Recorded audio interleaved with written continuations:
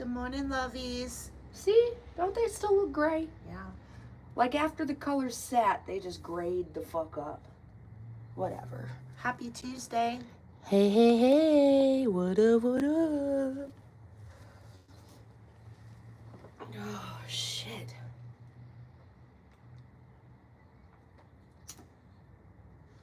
Does the shit I send you send to that? Not yet. Oh, yeah, you sent it in a fucking... In a text. Yeah, I have it. Yeah, because I was going to say, I'll just fucking read it on there. Hey, Rondi. Hi, Rondi. Good morning. All right. So today we're going to talk about Katelynn Shepard, which was a chick out by where I used to live. She's my phone. Huh? Just use my phone. It's stupid. What do you mean it's stupid? You can't go into your text messages, bro? Yeah, but then it... Oh, it did have a stupid thing right here. That said you couldn't read it? Yeah, that didn't let you read it. You probably had to load it or something. You know how, like, well, I don't know about you, but sometimes, like, I'll get a text message and it says that the picture has to load. Mm. And then I have to, like, click on the picture and it'll load and then I can look at it. Okay. It's every once in a while, though. It's not all the time. But, okay, so we're going to read some shit and talk about this because I personally feel like this is suspicious as fuck. But what do I know? I'm just a human being. All right, so this happened in New London, Ohio, which is Huron County. So it says that the Huron County, what? You'll have to scroll over, not This way? Yeah. That's fine. It says the Huron County deputies spoke with Katelynn's estranged boyfriend, which I'd like to add is like, I think it goes into that about the dude in here somewhere, maybe. But dude's like 40-something years old, and he got with this chick, or at least has known her since she was like 14, 15. But That's weird. From my understanding, he got with her when she was like 15.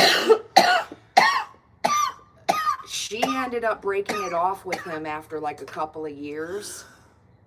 And then she just goes and dies. That's why I said it's suspicious. But, okay, so they talked to the estranged boyfriend shortly after her body was discovered in her burnt up pickup truck in a ravine off of Town Line Road 187.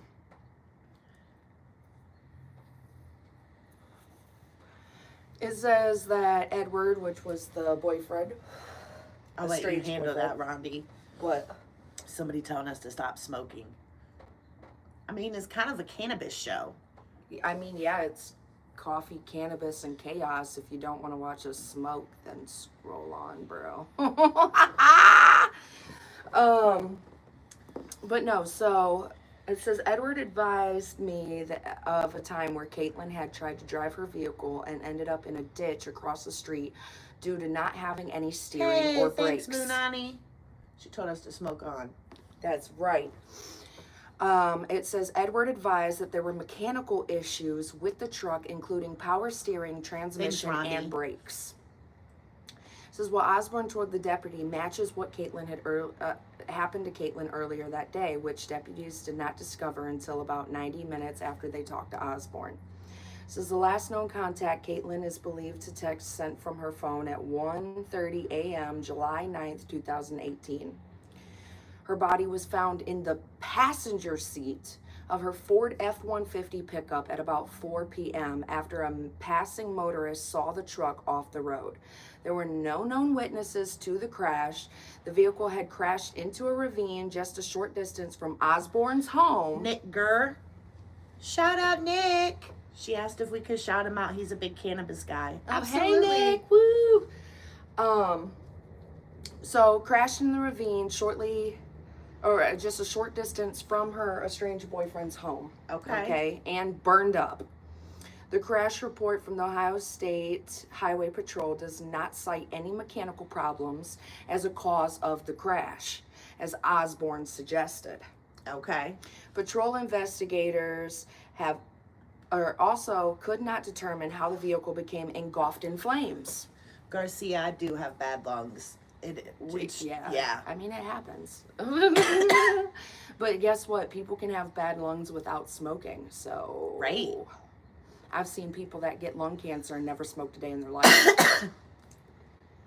So, they couldn't figure out how the hell the car got engulfed in flames. There was no mechanical problems like her estranged boyfriend claimed. Thanks, Munani. Says the crash report suggests that the crash might not have been an accident. Okay? Knock, knock. The deputy went to Osborne's home at about 2:30 p.m. that day to do a welfare check after Katelynn failed to report to work. Osborne told the deputy he wasn't surprised she wasn't at work because they both got sick after a trip to Wellington the day before to go kayaking. She may have gone to Cedar Point that day, he told the deputy, instead of going to work. Now, if she was sick, why would she go to Cedar Point the next day? That's what I want to know. If she was sick, why would she go to Cedar Point the next day? That makes no sense. Yeah, that's sus. Because that's a big amusement park. Right. Osborne, 53. So at this point, he's already 53. So he was in his mid-40s when he got with this, like, 15-year-old, 16-year-old little girl. That's sick. Anyway, Osborne, 53, had known Katelynn since she was 15, according to her mother, Tricia Shepard, who has asked the Attorney General's office to take over the investigation of her daughter's death because she has no confidence in local officials. No. Katelynn was just 21 when she died and was trying to break off her relationship with Osborne, according to Tricia. That's also what Osborne told the deputy that day before deputies discovered the crash site. Katelynn approached him multiple times and told him she needed to talk with him about something, Osborne told the deputy, according to the report. He figured it had to do with their relationship and told her to wait until they got home. Once home, Katelynn advised him that she had been seeing someone else. She got up and asked Edward where the keys to her truck were.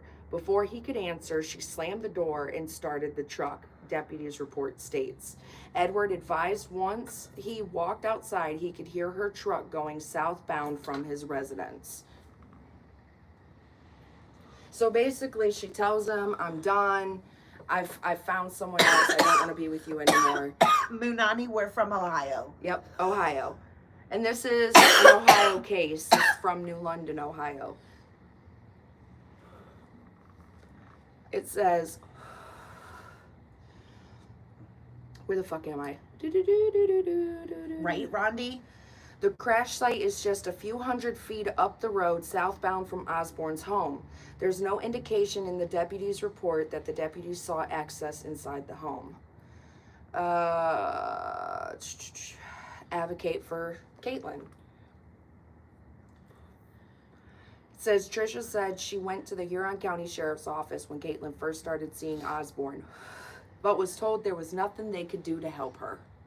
That's fucked up. Yeah. The sheriff's office has no record of a report from her about that. The office has a history of mismanaging public records and or failing to properly file criminal complaints and follow up on complaints. Okay, nice, Munani. I'm just reading chat. Oh, what'd she say? That she has family that lives up here. Oh, nice. They might know something about this case, or you at least heard about it or something, you know? It says, What is her death reported as? It's not a murder, not a homicide. Oh. Yeah, that's what I'm saying. That's what this whole thing is just fucked up. Both Sheriff Todd Corbin and County Prosecutor James Sitterly have never spoken with Patricia or her family about the crash, and the family has never been offered the services of the crime.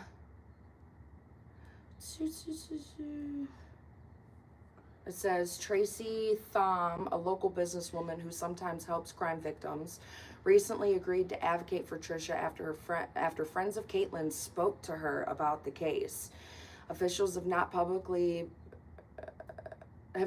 publicly about the investigation since October 2018. Although the sheriff's office, in response to a public records request, it remains an open investigation. So they're literally still going on about this. Like, it's not closed. They're still trying to figure out what the fuck is going on since 2018. It's 2025. That's wild. That is wild. It is fucking wild. Corbin has declined comment. He's refused to provide any reports that might exist from the sheriff's office investigation, citing it as still an open investigation. He states October 18th that the fire was likely caused by the crash. That's why you sent me. An insertion, blah, blah, blah. But yeah, pretty much. So, from what I'm reading, in my opinion, this shit's real sketchy. She goes to, for one, she's messing around with a 50-something-year-old man. She's 21. That's wild. She started messing around with him when she was 15. Apparently, the mother tried to do something about it. Authorities said, there's nothing we can do. Whatever. They together for years, clearly. And at 21, she decides she doesn't want to be with him anymore. Tells him, I found someone else, I'm done.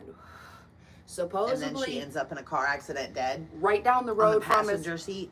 Right down the road from his house. They find her in the passenger seat. The vehicle is completely burnt to a crisp. Literally down to the motherfucking frame of the vehicle. Now that's wild. Nobody saw the crash. Nobody saw the vehicle go up in flames. Dude saying, oh, she was sick, so I thought she went to Cedar Point. What? Like, just the whole thing. It's all suspicious. And I believe... Right, Rodney. Never say you're leaving. You can't tell him you're leaving. Yeah. No, you can't. Especially an older man that took advantage of you as a young child. You can't. That's how abusers are in general, right? Yes, they isolate you. Yes. You can't just be like, I'm leaving. That's why But she was a young girl. That's why with my ex, I just packed me and my daughter up and I left. I didn't tell him. And then he called me up later that day after he got home from work and was like, what the fuck? Why'd you leave? We could have talked about that. No, we couldn't. We couldn't have talked about this, you know? Right. Because every time I tried to do it face to face, he would do shit like throw himself on the floor and be like, no, I love you so much. Don't leave me. We can make this work and shit like that, you know, just make you feel like shit for trying to leave. And I was tired of it. So I was like, while he was gone. But yeah, you can't say that you're leaving.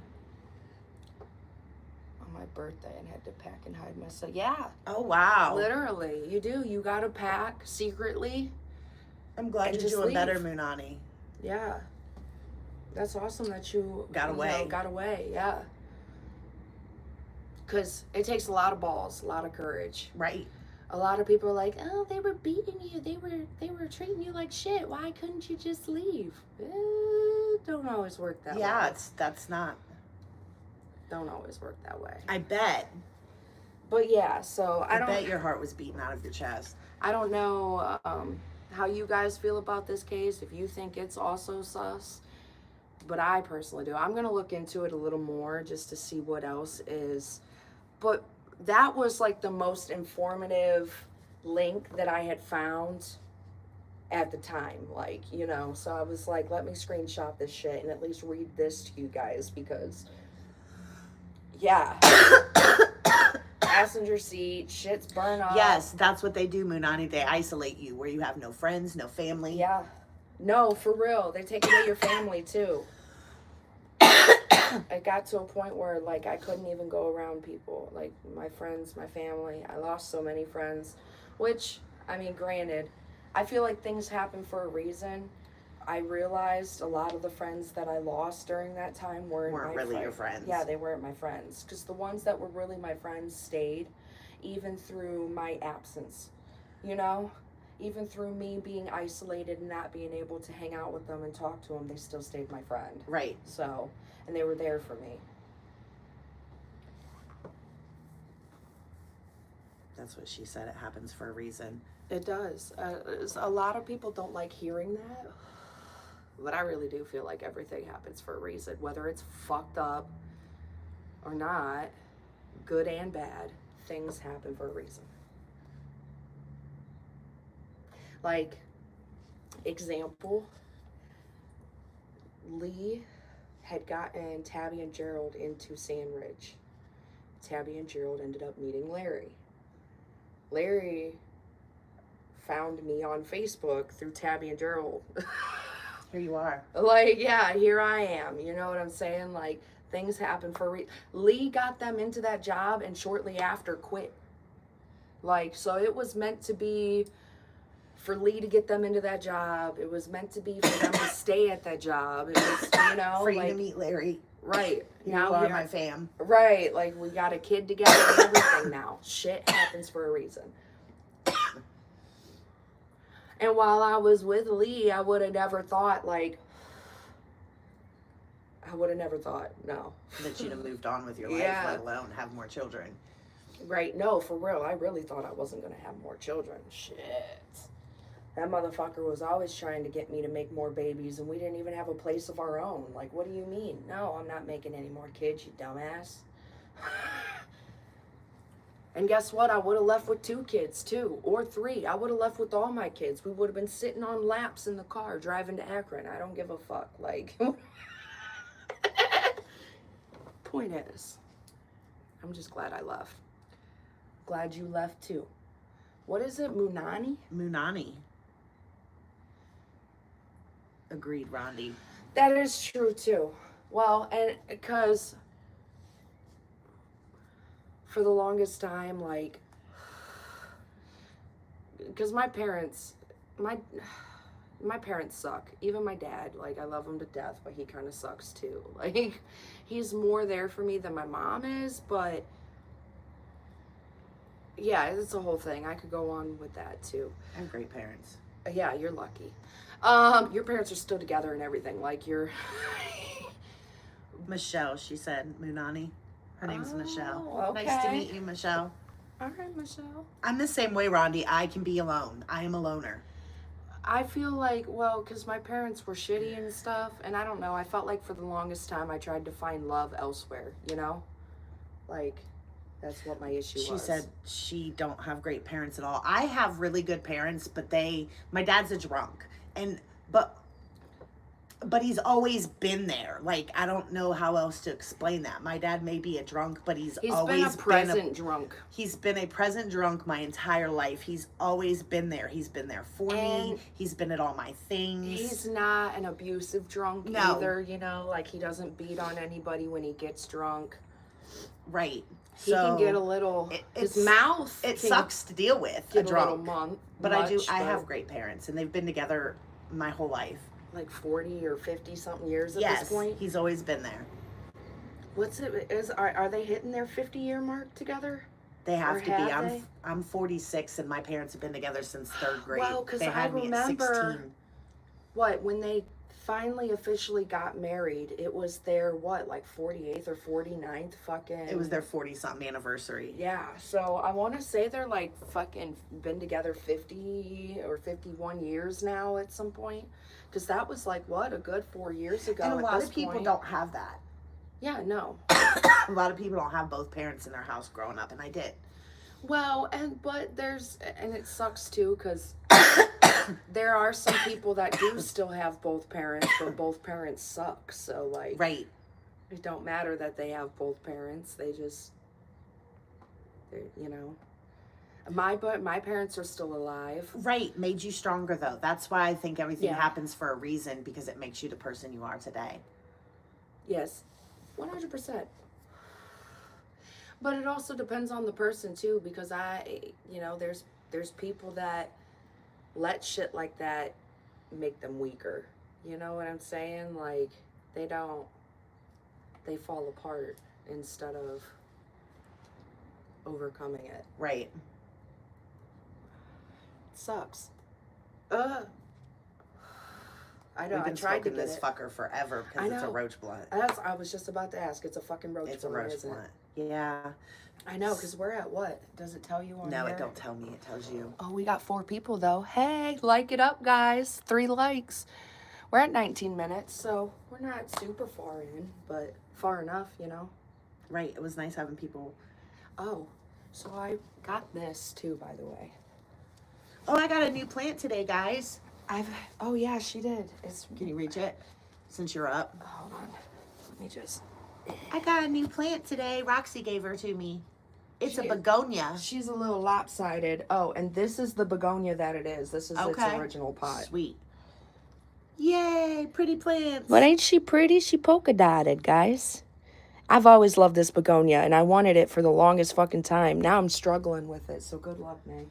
I'm not struggling. It's growing new. Thank you, ladies. Yeah. It's growing new leaves and shit. It's just some of the leaves, like mine, I gotta go home and trim mine because some of my leaves are just crisp. Oh, okay. You can just tell I've been trying to keep up with the humidity with my little thing next to them, but I'm not gonna lie, I don't do it every day, or I'll do it every day, but I don't do it all day. Like usually, to keep up with the humidity, unless you have them in like an enclosed, you know, but mine's not enclosed, so to keep up with the humidity, I literally have to keep refilling my little humidifier thing. Okay. Throughout the day. Oh. Yeah, it goes for like, I want to say at least 6 hours. But then that's not a whole day. So I got to fill it up again. For you non-plant people, we have to have humidifiers for some of our plants. Yeah, some of the plants, they get crispy and die off if they don't have humidity. What's that? So I actually got this years ago, and it's been sitting around. I need to start doing... Show them. Some papers, some whatever. I need to do some shit, but it's called Zen as Fuck. It is a journal for practicing the mindful art of not giving a shit. Oh, I need that. I know, right? I thought it was pretty cool, and I really haven't done much in here. Like, look, I really haven't done much at all. So I was like, maybe it's like a little workbook. Right, like we could maybe go through it every day, or like pick a day out of the week to go through the book and do a couple pages together or something, just read some shit out of it. All right. But yeah, that's cool. Zen as Rondi Fuck. likes it. You can get it on Amazon, I think. This was bought for me off of Amazon years ago. Like, I'm talking probably a good 4 fucking years ago, and it's just been sitting around. I'm so bad at this shit, okay? I got one where it's all about me. Yeah. The kids get it for me to fill. And you didn't do it? I haven't done it either. I'm pretty sure you could still get this off of Amazon. I don't know if it still looks the same. It says it's by Monica Sweeney. I think that's her name. Monica Sweeney. So yeah. But yeah. It's cute little shit. Like, I was reading some of the pages. To those fuckers who tell you everything happens for a reason. I'm fucking dead. Tell me why that's the first fucking one I read. All us fuckers. Okay, let's see what this says, let's guys. Read it. There's nothing more there's nothing more infuriating than having something horrible or terrible happen and some well-intentioned asshat pats your shoulder and says, "Don't worry, everything happens for a reason." We're a bunch of asshats. While this person likely meant well, this kind of response is dismissive of your feelings, unhelpful, and truly a bit of fucking lazy on their part. Y'all, I'm dead. We're just lazy. We're dead. Ronnie. Some of the hardest truth hurts. No, for real, right? But I don't care. It's true. Everything happens for a reason. That's great.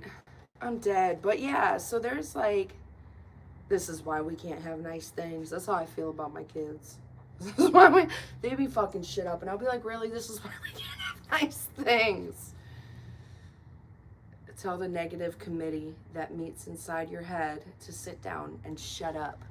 I have a big negative committee that hangs out in my head. A big bunch of negative Nancys that like to hang out up there and make me miserable, and I have to fight them down. Yeah, and there's like work pages in here too, so... Mega positive thoughts. For every negative thought you have in your head about yourself, there's a positive one scrambling behind it. Vying for a chance to speak. Give those positive thoughts a fucking megaphone. What are they trying to tell you? And then you're supposed to write down, like, the positive thoughts, what they're trying to tell you, whatever. So, there's some little baby bucket list. That's funny because I talk to myself horrible. Like, stop it, you dumb bitch. That's how my brain talks to myself. Yeah. And there's, like, these pages, too. You could actually pull these pages out and, like, hang them up on your wall and stuff if you want. Like, they're little... You can color them. Right. Little mandala. So, you know, I think this book is pretty cool. Kind of give, like, a through.